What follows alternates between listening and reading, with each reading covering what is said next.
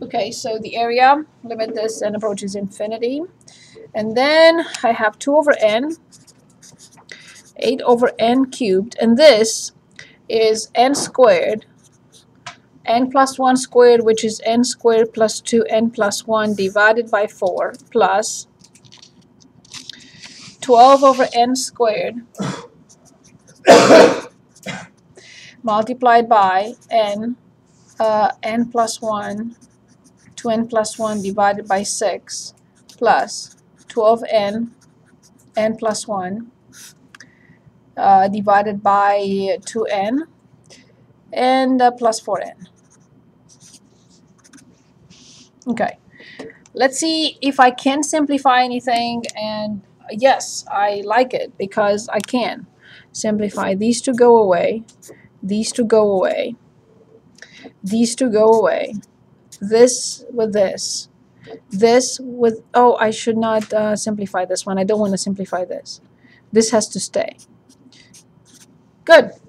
So then I have limit as n approaches infinity 2 over n. Obviously the least common denominator is n. Here I just distribute 2n squared plus 4n plus 2. Here I have to multiply these, and I get 2n squared plus 3n plus 1 multiplied by 2. 4n squared plus 6n plus 2. Here I have the 6n to distribute, so plus 6n squared plus 6n, and this needs an n, plus 4n squared. So of course all this continues here.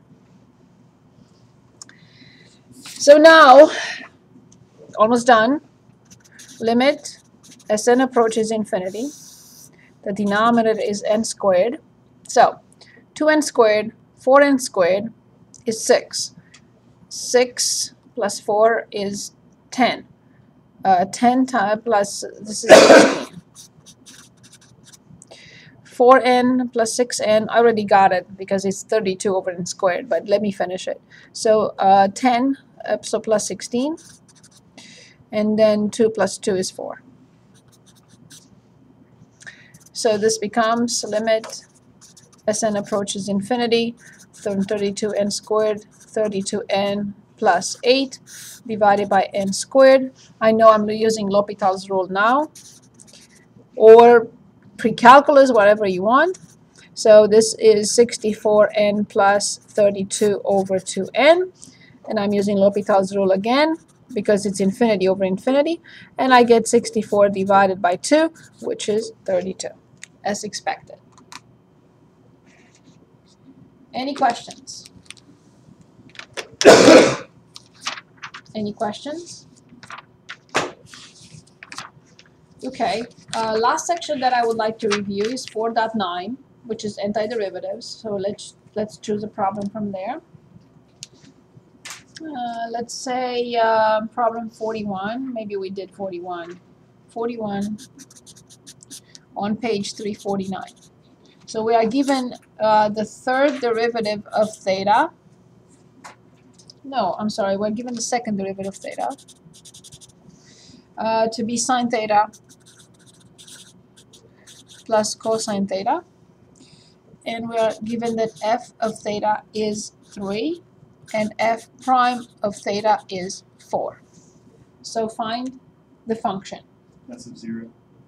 So theta's 0. Oh, of course it's 0. Yes, of course, I'm sorry. So let's find f of theta. And then I will choose another problem in which we are asked to find the most general antiderivative. Here we're asked to specifically determine this function that has all these properties. Its second derivative is given, f of 0 is 3 and f prime of 0 is 4.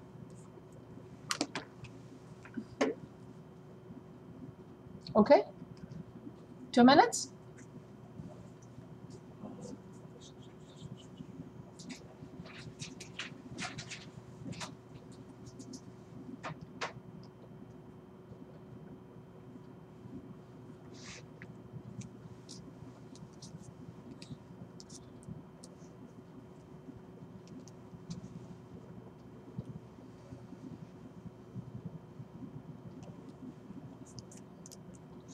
So here we're asked to find, given the second derivative, we're asked to find the function, and we have the given information.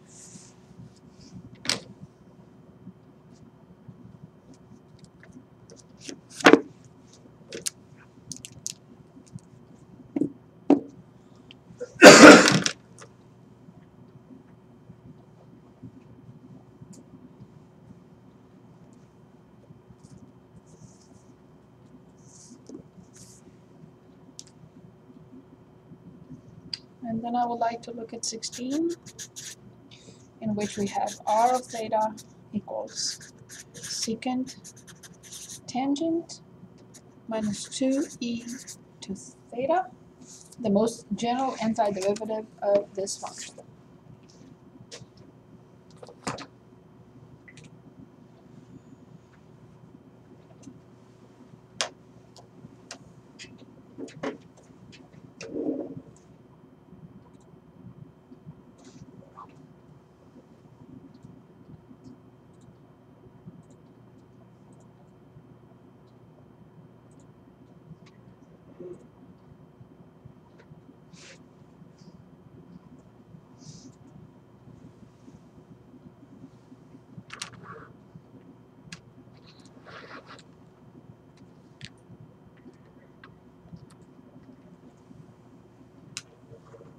Can anyone give us any idea here?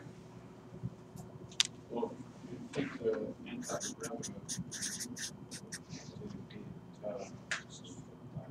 would be negative cosine theta plus sine theta plus c. Or C, it depends on what I have to do. I am given, so yes, you're right, just C. But to differentiate them, I would normally call them C1 and then C2, but it doesn't really matter. I know that f prime of 0 is 4. So 4 equals, how much is cosine 0? 1 Times negative 1. How much is sine 0? 0. And then plus C1. So then I know from here that C1 is 5. So then f prime of theta is negative cosine theta plus sine theta plus 5. Now I'm ready to find f of theta.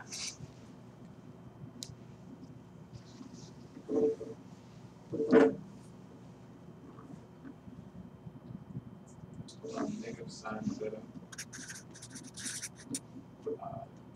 minus cosine theta plus 5 theta. But I know now that f of 0 is 3. So 3 equals sine 0, cosine 0 times negative 1, 5 times 0 plus C2. Therefore, C2 must equal 4. So now I have the function, the unique function with these properties, or fulfilling the conditions. Negative sine theta plus, minus cosine theta plus 5 theta and plus 4.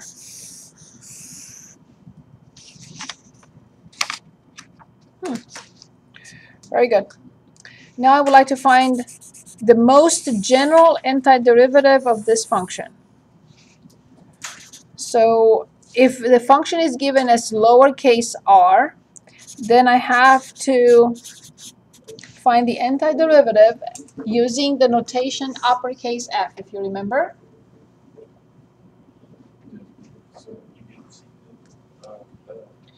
So secant, yes, the function that whose derivative is secant tangent is secant theta, and minus, yes, so minus 2e to theta plus a constant c.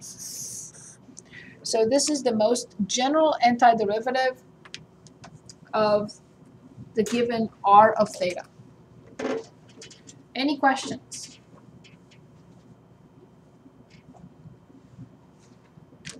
Any questions? Is there a particular type of problem that you would say, well, I think I need to practice more? Which one? Substitution. Very good. And Okay, let's choose. Anything else? anything from that page. Very good. Anything you would like to pick?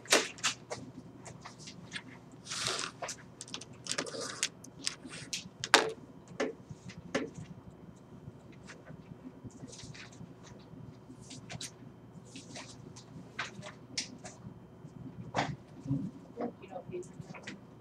Oh, yeah, so see 5.5, so it's, yeah, 4.5. Good. Any problem? Please choose anything.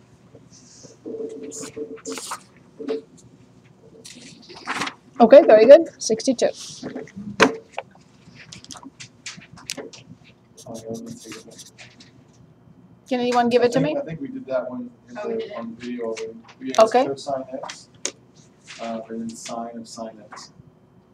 Okay. So let's look at the review. The review page has a lot of problems. So this is on page, the review starts on page 417. So 417.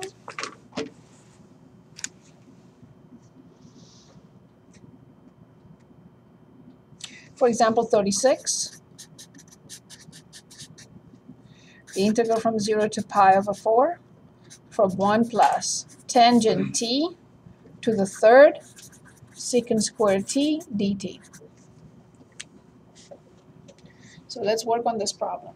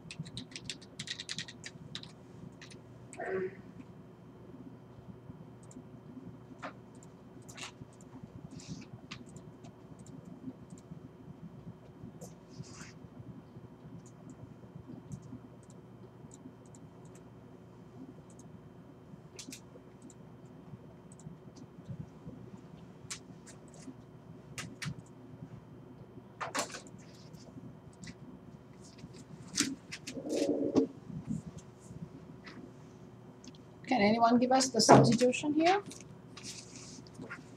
We can say that y is 1 plus 10 So then dy equals, squared t. good. So then I know that this is dy, and I know that this is, Y cubed. so the integral from, do not copy the same limits of integration. Y to the third dy. So when t is 0, how much is y? 1. When t is pi over 4, 2.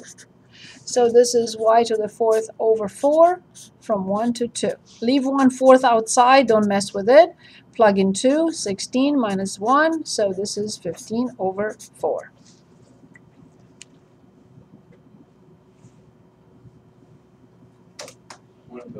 One of the habits that I think is well, that's come on now. But one of my habits with problems like this is once you get the y and you're evaluating again, to substitute 1 plus tan t back into it and to evaluate it over again. Oh, I see. I'm trying to say. Careful. Good. Here's number 33.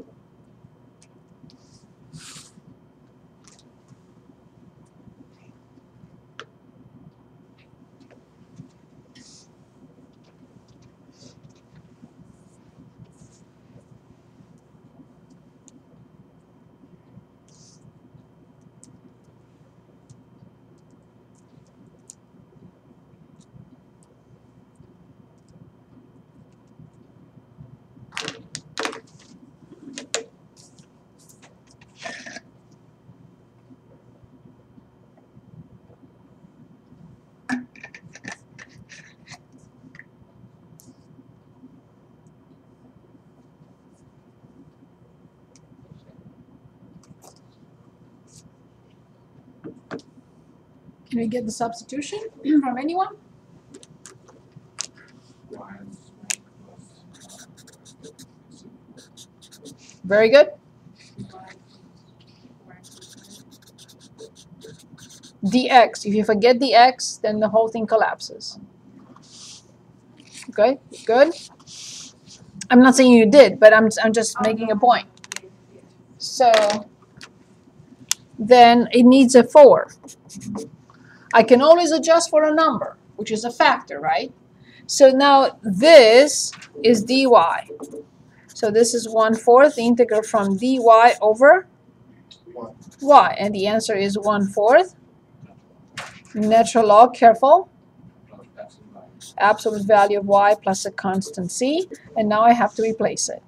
Since 1 plus x to the 4th is always positive, then I will drop the absolute value. So natural log 1 plus x to the 4th plus a constant c. Otherwise, I cannot drop the absolute value. If I had 1 minus x to the 4th, I had to keep the absolute value.